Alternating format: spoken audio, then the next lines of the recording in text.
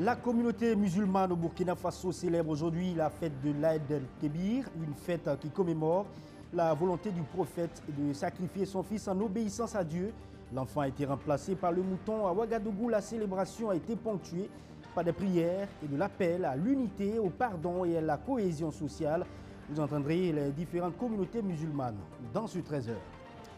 La célébration de l'Aïd el-Kébir rime avec le sacrifice d'un mouton comme il est de coutume. Un animal symbolique, mais est-il le seul animal à être sacrifié alors qu'il y a le bœuf, les chèvres ou même le poulet? La question a été posée aux spécialistes et pratiquants de l'islam. Vous entendrez leur réponse et aussi ce qu'ils préconisent quand le musulman n'a pas les moyens financiers de s'offrir une bête comme le mouton. Voilà pour le sommaire. Bonsoir à tous et bienvenue au journal. Avant de développer tous ces titres, je vous livre le message du président du Faso à l'occasion de la fête de la Tabaski commémorée ce vendredi 6 juin.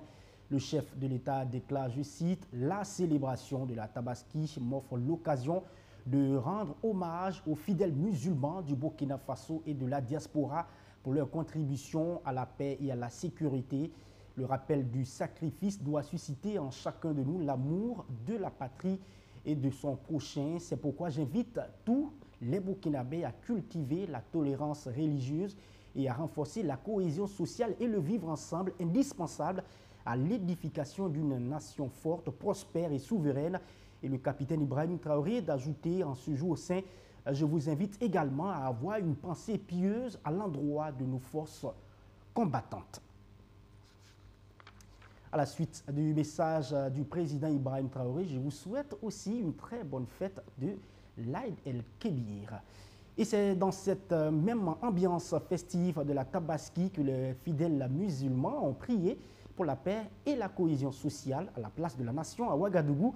Ce vendredi, à l'occasion de l'Aïd el-Kébir, les responsables musulmans ont communié avec la communauté catholique en présence des membres du gouvernement.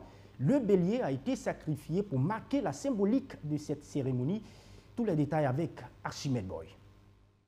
L'immolation du bélier par l'imam Abdallah Ouedraogo met le sceau à ce temps de prière marquant la célébration de la Tabaski ici, à la place de la nation à Ouagadougou. Une célébration placée sous le signe de la cohésion sociale. J'ai saisi cette occasion pour adresser au peuple burkinabé que chacun soit faiseur de la paix dans nos villages, dans nos villes et dans nos foyers. Et nous demandons aux musulmans d'être toujours aux acteurs de la paix, d'être toujours aux proches de toutes les religions au Burkina Faso pour que la paix continue de régner dans notre pays.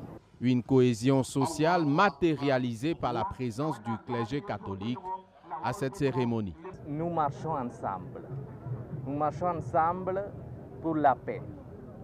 Nous prions ensemble pour la paix, afin que la paix sera revenue dans notre pays. Et comme le pape François avant, et aussi maintenant le pape Léon XIV, toujours nous a donné le message d'être proche, parce que nous sommes les frères et sœurs. Pour la délégation du gouvernement burkinabé, la cohésion doit demeurer le ciment de la société, surtout dans ce contexte sécuritaire difficile. Nous sommes là pour les encourager dans les actions qu'ils mènent chaque jour en termes de solidarité envers les forces de défense et de sécurité et les populations qui en ont besoin.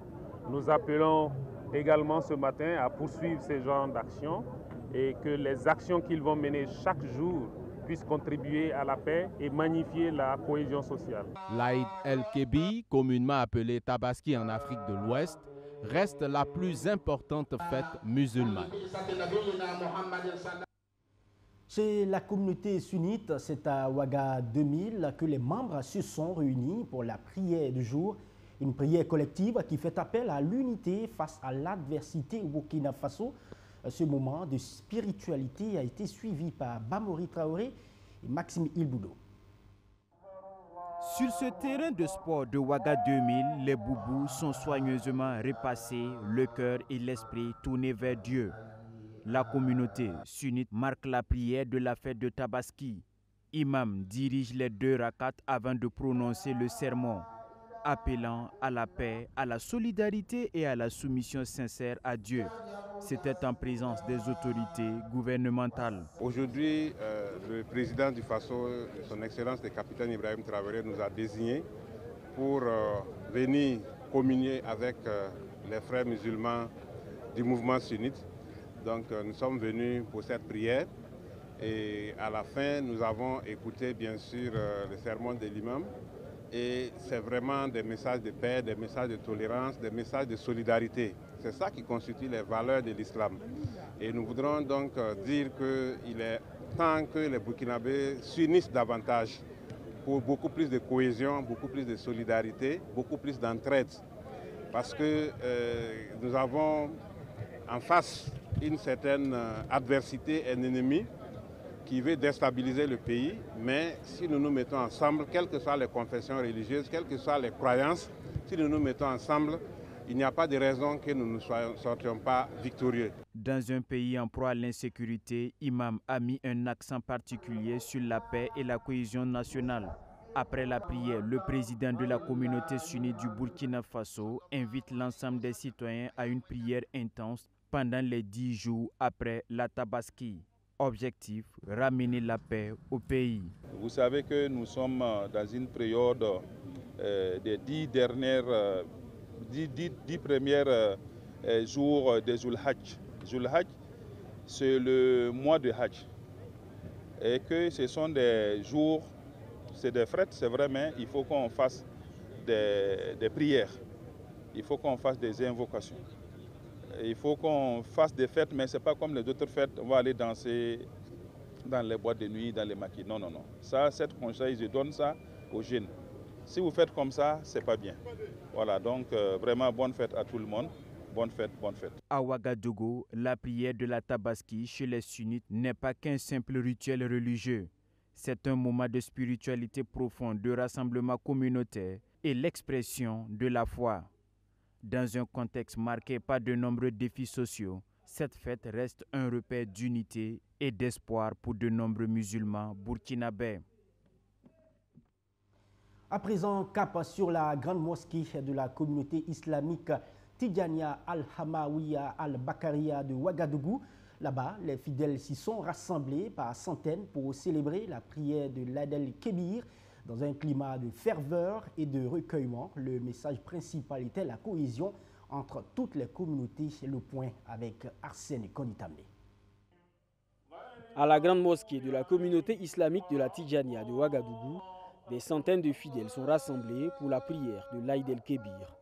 Sur l'esplanade bondée, les fidèles accomplissent leur devoir religieux dans un profond recueillement. Une prière rythmée par l'unisson des invocations dans une atmosphère de piété et de ferveur. La paix commence par le respect de l'autre. Cultivons l'unité dans nos familles, nos quartiers et notre pays, a laissé entendre l'imam dans son sermon. Il faut savoir que l'islam est une religion de paix. C'est Dieu lui-même qui l'a nommé ainsi. Il faut donc que les musulmans connaissent bien leur religion. C'est pour cela que j'ai axé mon message sur le vivre ensemble. Qu'on soit musulman, chrétien ou animiste, il ne faut pas oublier que nous sommes d'abord les descendants d'Adam et Ève. Nous devions donc trouver le moyen de cohabiter. 3 membres du gouvernement étaient présents à cette prière. Prenant la parole au nom de l'exécutif, le ministre d'État, ministre de l'Agriculture, salue la teneur du message religieux. Il nous a été donné également d'entendre un message qui est un message digne d'intérêt, un message de paix, un message de cohésion, un message d'appel à la fraternité, un message également d'appel à la tolérance. Je pense que c'est ce que nous attendons des leaders religieux, que ces messages-là puissent prendre toute la nation, que chaque Burkinabé puisse intégrer ce message et le prendre en compte dans son quotidien pour un vivre ensemble de qualité et pour que notre pays retrouve la paix. Et nous prions Dieu que leurs vœux puissent être exaucés. Nous prions Dieu que tout ce qu'ils ont émis comme souhait puisse être porté à la connaissance du Tout-Puissant pour être exaucé. La communauté islamique de la Tidjania est une confrérie fondée à la fin du XVIIIe siècle par Cheikh Ahmad Al-Tidjani, un érudit algérien. C'est une communauté au sein de laquelle les invocations ont une place centrale en début de prière. L'administration renouvelle son engagement pour un islam de paix et de dialogue. Donc notre message essentiel, c'est travailler dans le sens de la cohésion entre d'abord les musulmans et entre les musulmans et les autres religions. Après, notre autre message, c'est prier pour la paix et la cohésion sociale. Parce que tant que vous n'avez pas la paix, vous n'avez pas la sécurité, tout ce que nous voulons faire comme adoration ne tient pas. Et comme le veut la tradition, c'est l'imam lui-même qui procède à l'immolation du premier mouton. Un rite symbole de foi qui vient clore la prière et ouvrir la fête de l'Aïd dans la plus pure tradition islamique. Vous le savez déjà, on ne parle pas de tabaski sans parler d'immolation du mouton, d'où l'appellation aussi de fête du mouton par extrapolation. Mais pourquoi c'est cette bête qui est priorisée? Eh bien, les spécialistes précisent que ce n'est pas le mouton seul qui peut être offert en sacrifice. Il y a au moins 4 types d'animaux. Alors, que sont-ils et quelles raisons accompagnent cet autre choix? Amadou Diko nous explique tout dans ce reportage. Marché à bétail de Tanguin à quelques heures de la célébration de la fête de l'Aïd el-Kébir. Des béliers à perte de vue. À l'intérieur comme à l'extérieur du marché, chaque commerçant expose ses animaux et attend d'éventuels acheteurs. Le mouton, c'est l'animal le plus sacrifié lors de la Tabaski. D'ailleurs, c'est son nom qui est donné à cette importante fête musulmane. Alors, pourquoi le choix du mouton pour la Tabaski? Pour Alidou Ilboudo, coordonnateur du Centre culturel islamique du Burkina. Pour le dialogue Le Vivre Ensemble CCIB, les musulmans choisissent couramment le mouton pour rappeler la soumission d'Ibrahim à Dieu. Quand Dieu l'a appelé à immoler pour lui son fils, il a accepté de le faire et Dieu a racheté la vie du fils en lui donnant à la place un bélier. Alors aujourd'hui, à chaque Tabaski, les musulmans, pas individuellement, mais chaque famille musulmane, il lui est recommandé de refaire ce sacrifice-là. Le choix du mouton pour le sacrifice peut aussi s'expliquer en raison de sa taille et de la facilité avec laquelle il peut être partagé. Mais attention, il n'est pas le seul animal de sacrifice recommandé par l'islam. Le sacrifice en islam de façon générale se fait avec 4 types d'animaux. Il y a la famille des camélins, le chameau et la chamelle. Il y a la famille des bovins, le bœuf et la vache. Il y a les ovins, le mouton et la brebis. Et les ovins, la chèvre et le bouc. Donc ces 4 types d'animaux, aussi bien le mâle que la femelle, sont acceptés pour le sacrifice en islam. Pour le mouton et la chèvre, le sacrifice est individuel, c'est-à-dire par famille, contrairement aux autres animaux, où il y a la possibilité de s'associer. Quand il s'agit de la vache ou bien du chameau, 5 familles ou 7 familles peuvent se mettre ensemble pour sacrifier un bœuf ou un chameau, et c'est valable, et chacun a le bénéfice d'un sacrifice. Cependant, Alidou Ilboudo précise que l'immolation de la bête pour la Tabaski reste une recommandation de l'islam et non une obligation. Il invite par ailleurs les fidèles musulmans à ne pas s'endetter pour faire ce sacrifice. Dans un tout autre registre, la direction générale de la Sofitest était en visite à Karanga-Sovigué, dans la province du Houé, une visite pour encourager la coopérative simplifiée de transformation des oléagineux de Bobo-Dioulasso. Elle s'est lancée dans la culture du coton et l'idée derrière, c'était de recueillir aussi leurs attentes pour booster la production de l'or blanc en baisse dans cette partie de la région des Hauts-Bassins. Visite suivie par Diakalia Siri et Soto Jussin Dabile.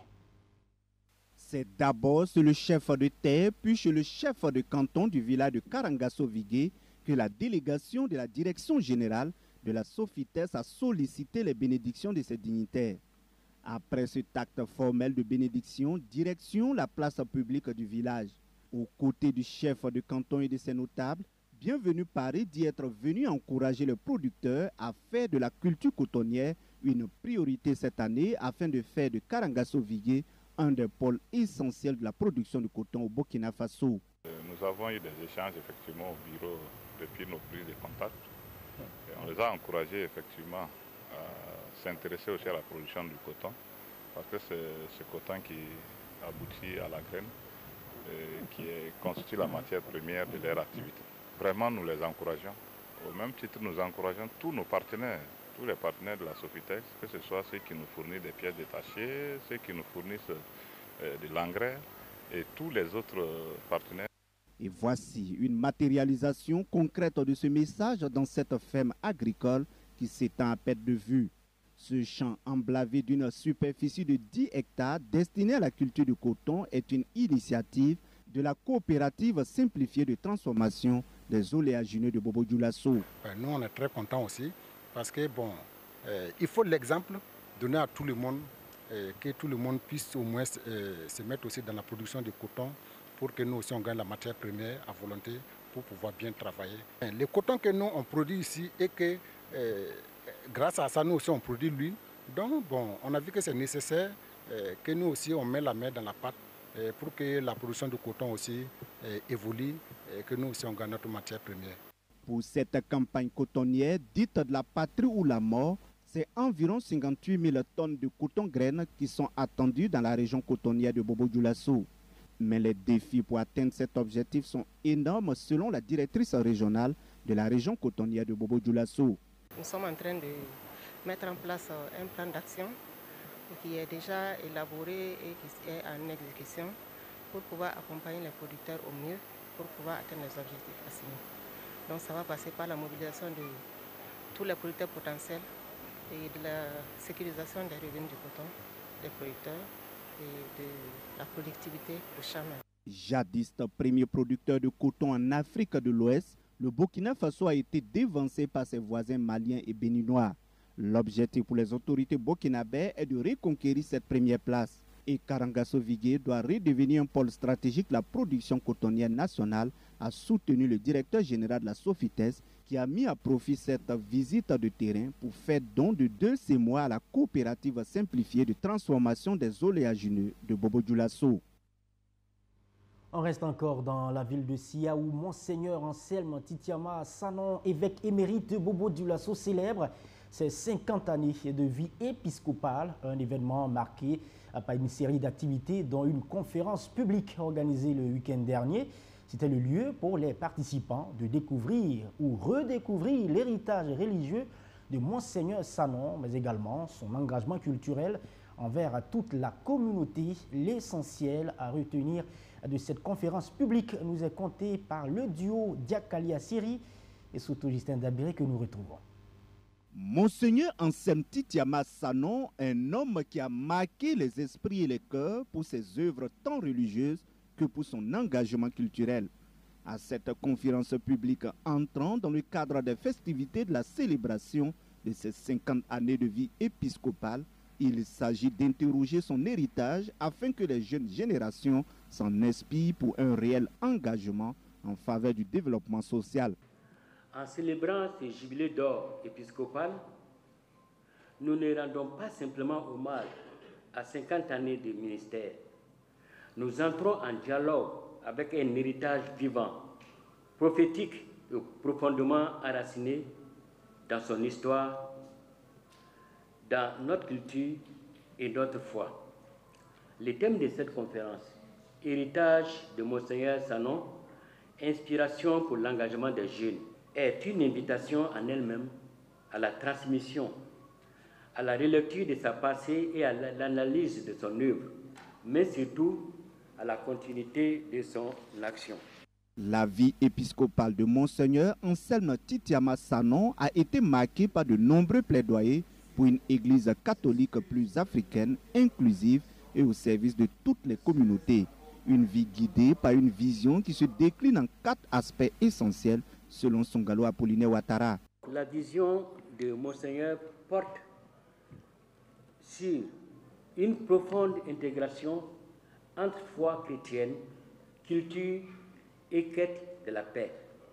Monseigneur Anselme Titiama Sanon porte une vision spirituelle marquée par une profonde intégration entre foi chrétienne, culture et quête de la paix. Cette vision est orientée sur la foi et l'ouverture à l'universel, la présence dans la cité, la culture et le développement, l'organisation et la méthode.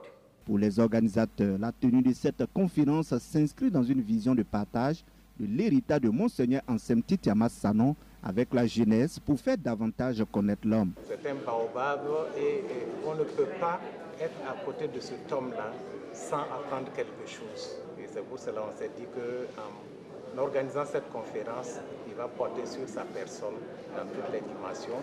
Ça va apporter un plus à la jeunesse d'une façon générale. Au-delà de cette conférence publique, la célébration des festivités du jubilé d'or de la vie épiscopale de Monseigneur Anselme Titiama Sanon sera marquée par des cérémonies culturelles, des soirées culturelles et une célébration eucharistique d'action de grâce le samedi 7 juin 2025. Dans le centre-nord, à Kaya, la société coopérative simplifiée La Fila Bumbu de l'entrepreneuriat vert et inclusif peut être heureuse après ce geste. Les membres ont reçu divers matériels pour mieux relancer leurs activités économiques. C'est du matériel pour l'entrepreneuriat féminin et il est écologique. Ce geste est de l'ONG Autre Terre. Elle veut les accompagner à disponibiliser des produits sains et promotionnaires sur le marché. Bamouri Traoré, Abdou Aziz Traoré. À Kaya, dans la région du centre-nord, aujourd'hui, c'est plus qu'un simple jour.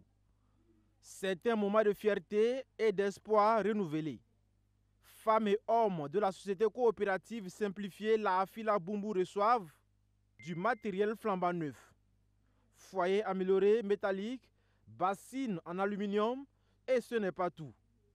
Objectif, booster leur activité, renforcer leur autonomie économique et surtout valoriser la transformation des produits forestiers non ligneux. Une initiative qui soutient ces artisans du quotidien qui transforment les ressources naturelles pour mieux servir leur communauté.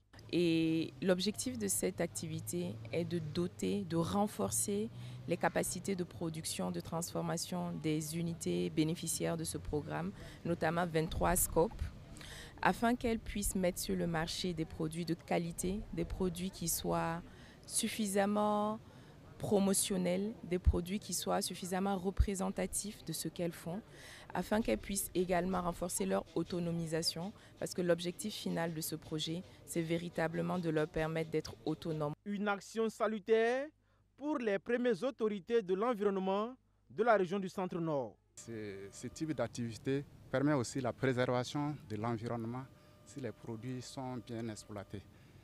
Et également, ça permet de lutter contre les changements climatiques, en tout cas en conservant le couvert végétal qui génère ces produits-là.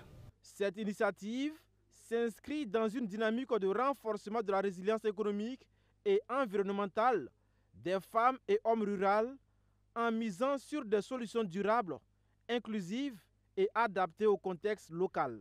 C'est comme on le disait, au-delà de générer des revenus, nous voyons la création d'emplois verts au niveau de la région, au niveau de la province. Et vous voyez que les participants, c'est d'un certain âge, depuis longtemps, donc dans le cadre d'une organisation que nous avons ici qu'on appelle la GRAP, on a entrepris de rajeunir un peu les membres pour permettre qu'il y ait la relève. Ce n'est que dans ces conditions-là qu'on peut capitaliser tout ce matériel-là. Ce projet est rendu possible grâce au financement de l'Agence belge de développement Enabel à plus de 200 millions de francs CFA pour une durée de 30 mois. Il est mis en œuvre par un consortium dont l'association CEAS. Avec cette remise de matériel, le projet d'appui à l'entrepreneuriat vert ne se contente pas de distribuer des outils. Elle ouvre la voie à un modèle de développement local fondé sur l'innovation, la solidarité et l'engagement écologique. Un signal fort pour toute une région en quête de renouveau. Voilà, Abdoulaziz Sarri qui commentait ce reportage dans le centre-est, précisément à Boussouma. On célébrait plutôt la fin du festival Koubanka. C'est un rendez-vous culturel qui célébrait tout le savoir-faire artistique et culturel de la communauté Bissa. Cette première édition de ce festival a permis d'exécuter une série d'activités dans une ambiance conviviale et chaleureuse, comme nous le conte Amadou Diko. Les membres de l'association Koubanka en pleine démonstration de pas de danse à cette cérémonie marquant l'apothéose de la première édition du festival Koubanka.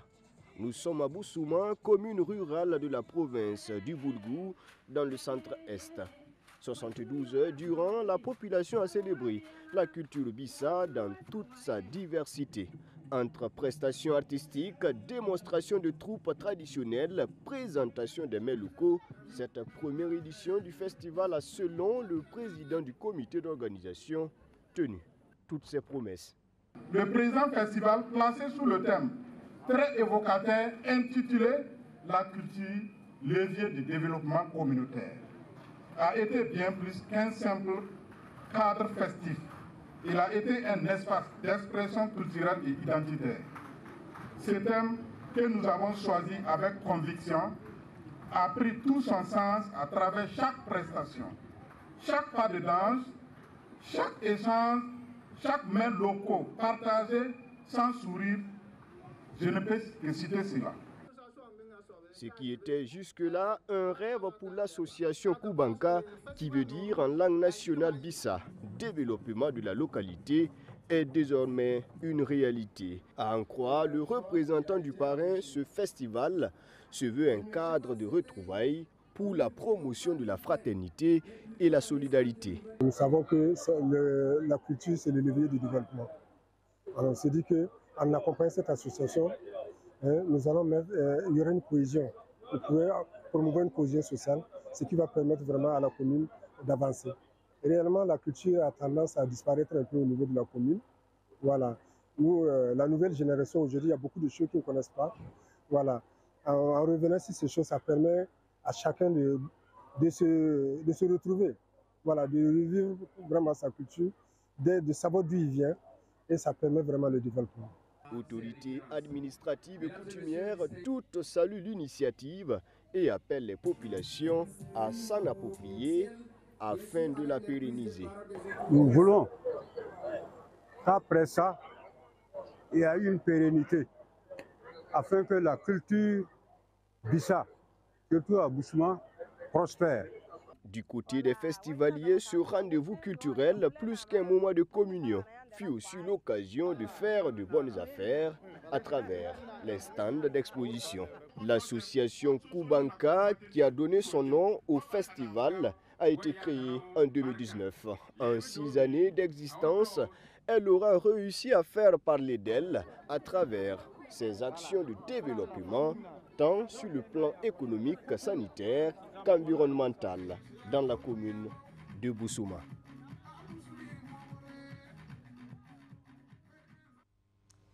Ici, dans la capitale, c'est le CITO, le Carrefour international du théâtre de Ouagadougou, qui mettait les projecteurs sur les acteurs de théâtre sur une scène assez évocatrice.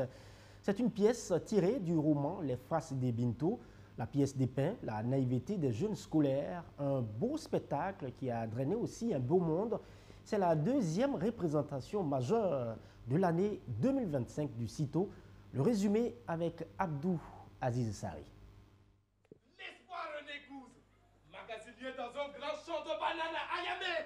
La mise en scène de cette pièce théâtrale a été assurée par l'immense Noël Minungu. Les Frasses de Binto, un spectacle qui met en exergue les erreurs de jeunesse. Alors qu'il est amoureux d'une autre fille, et Binto, élève brillant, est contraint d'épouser Monique, une camarade d'école qui l'a engrossé sans le vouloir. Mais ce couple ne sera pas celui des plus enviés, car Monique va subir toutes sortes d'humiliations de la part de son époux, jusqu'à perdre son bébé dans une fausse couche. Tu ne le verras jamais, Monique. Il est mort. Deuxième grande représentation de l'année du Carrefour international de théâtre de Ouagadougou. Cette pièce est une adaptation de l'œuvre de l'écrivain ivoirien Amadou Koné. Amadou Koné, je l'aborde toujours et j'aborderai un autre auteur ivoirien avec beaucoup de plaisir. Mais c'est comme un rituel, hein. Tu découvres l'auteur, tu lis son œuvre, ça te plaît et tu l'adaptes pour le théâtre. C'est toujours le même refrain. Voilà. Pour cette grande première, le ministre chargé de la Culture, Gilbert Ouedraogo, a tenu à être présent. Et ce soir, nous sommes venus avec les membres du conseil de cabinet du ministère en charge de la Culture. Et c'est un message fort que nous avons voulu passer.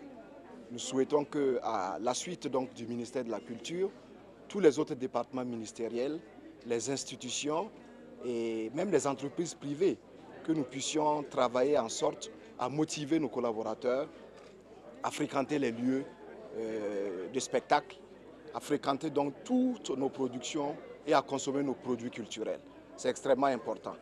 Nous venons de sortir du mois du patrimoine burkinabé et comme je le disais à la clôture, il ne faut pas que l'euphorie que nous avons connue, l'intérêt que les uns et les autres ont manifesté, il ne faudrait pas que tout cela s'arrête avec la fin du mois du patrimoine.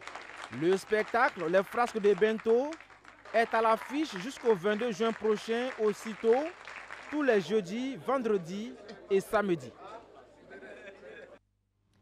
Allons-y, assister maintenant à la clôture des activités culturelles et sportives des écoles du camp militaire Ouézin Koulibaly. Pour terminer ce journal, c'était un moment festif placé sous le terme de hommage au FDS VDP et aux martyrs de la nation. L'objectif de cette cérémonie est de mettre en lumière le travail accompli par les élèves durant l'année scolaire 2024-2025. Reportage Franck Ismaël Koudou, Claudine Sanou et Soto Justin Davier. Ballet, imitation d'artistes, sketch à la mémoire des forces de défense et de sécurité, les élèves des écoles ACD du camp militaire Ouézin Koulibaly de Bobo Dioulasso mettent en lumière leur talent pour rendre hommage à tous les FDS VDP tombés pour la patrie. Lors de cette cérémonie qui récompense les meilleurs élèves de l'année scolaire 2024-2025, les 3 premiers des classes de CP1 au CM2, soit au total 18 élèves, ont vu leur travail scolaire récompensé. Chaque premier de la classe de CM1 a reçu un vélo en plus des kits scolaires. Nous avons tenu à faire une première édition parce que depuis que ces écoles existent, ça fait 71 ans cette année, il n'y a jamais eu de clôture de cette taille.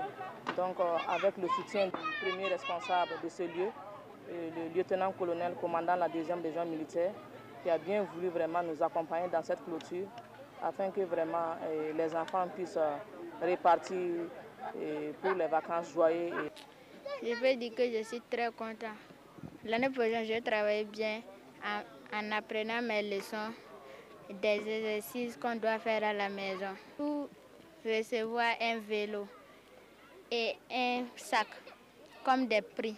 Placé sous le thème hommage au FDS VDP et aux martyrs de la nation, cette cérémonie a réuni élèves, enseignants, militaires et autorités locales. Patron de la cérémonie, le lieutenant-colonel Lassane Porgo, commandant la 2e région militaire, encourage les élèves à viser l'excellence scolaire. Au regard de ce qu'on a vu, je peux dire que l'objectif est atteint. Parce que l'école, ça fait 71 ans. Et je suis sûr qu'il y en a qui ne savent pas forcément qu'il y a ces écoles qui sont ici et qui font du bon travail. Et qu'il y a du bon travail, il faut faire savoir pour que les gens soutiennent.